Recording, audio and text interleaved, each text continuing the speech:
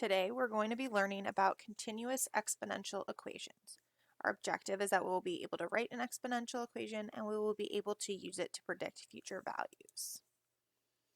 So the U.S. Bureau of the Census reported that the U.S. population on April 1st, 2000 was 281,421,906. The U.S. population on April 1st, 2001 was 284,263,125. Did the population stay the same all year and then jump up approximately 3 million people on March 31st? No. Births and deaths happened throughout the year.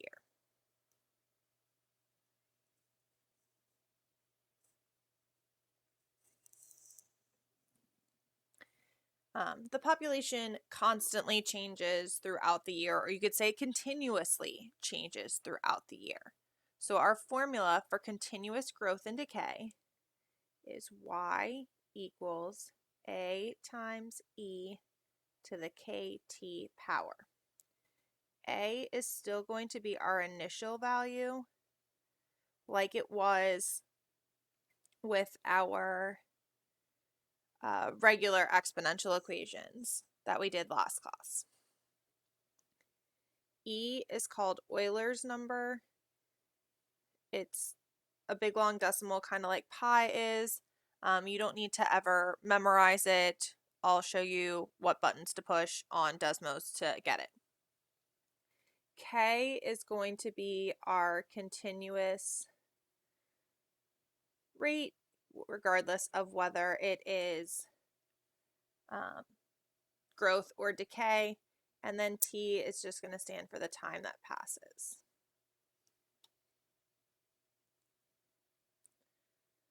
For the continuous growth and decay rates, those will always be given for you in our class. So the continuous growth rate for the U.S. population is 0.00995. So let's write the continuous growth equation for the U.S. population. It would be y equals the population we were given at the beginning, 281,421,906. Then e to the 0.00995t. Because we're writing an equation for any year. We don't know how much time will have gone by yet.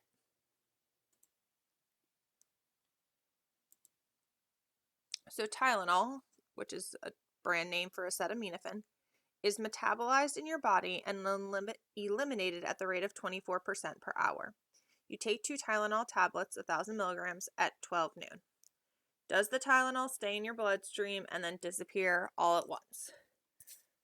No. It slowly wears off.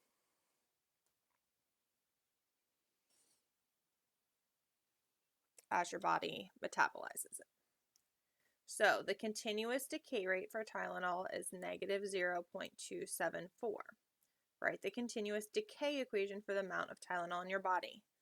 So y equals, we took 1,000 milligrams, then e to the negative 0.274t.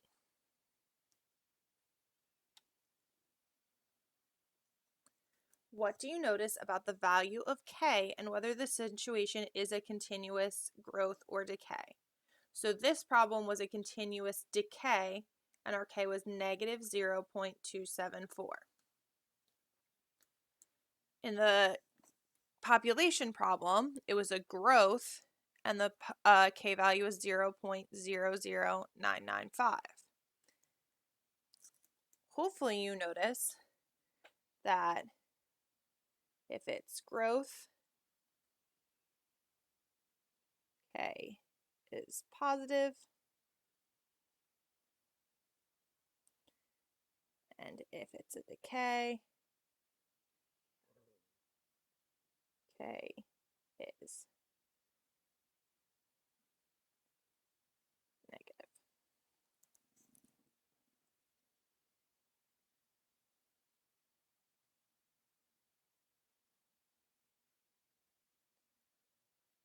So how much Tylenol is in your system at 1:30 p.m.?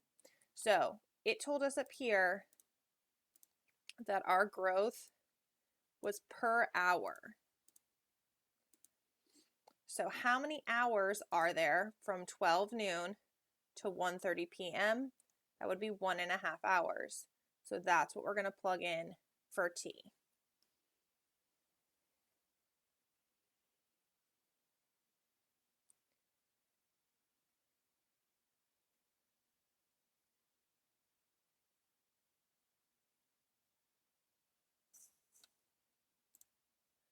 So let's go over to Desmos and put this in. So 1,000. Literally for E on Desmos, you just push E, which is awesome. And then our exponent is negative 0.274 times 1.5. Oop. And be careful. So this moved the 1.5 back to being a regular number. We want to stay in the exponent. There we go.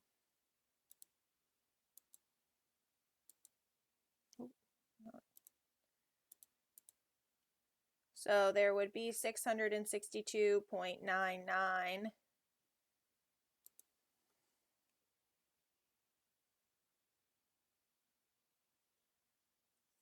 milligrams of Tylenol left after the hour and a half.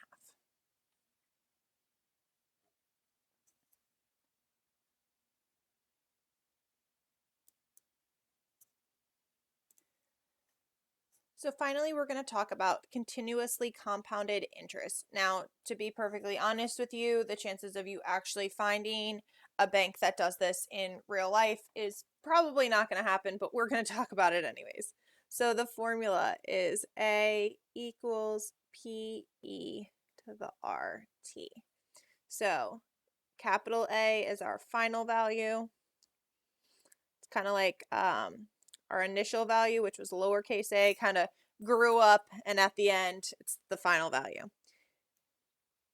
P is our principal, so the initial amount we deposit. E is still Euler's number. R is our rate. As a decimal, we're not going to change it into a growth factor. It's just what it would be in decimal form. And T is still time. All right, so you invest $100 at a rate of 4% compounded continuously. This is the continuous growth rate. How much money will you have after 5 years? So we want to know the final amount. Our initial investment is $100 of E to the 0.04, because that's the decimal version of 4%, times 5 years. So instead of 1,000, we have 100. This is going to be positive 0.04. And I'm just rewriting over this because it was giving me such a hard time about getting the times in the exponent that I just want to keep it there. So it comes out to be $122.14.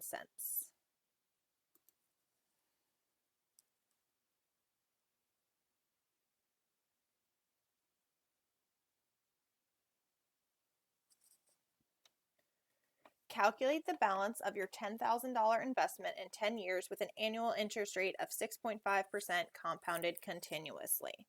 So this time we're investing $10,000.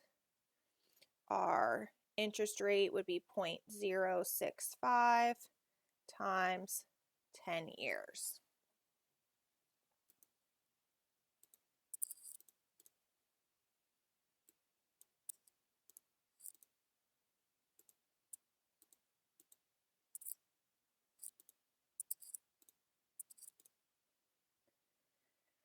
So we'd have $19,155.41.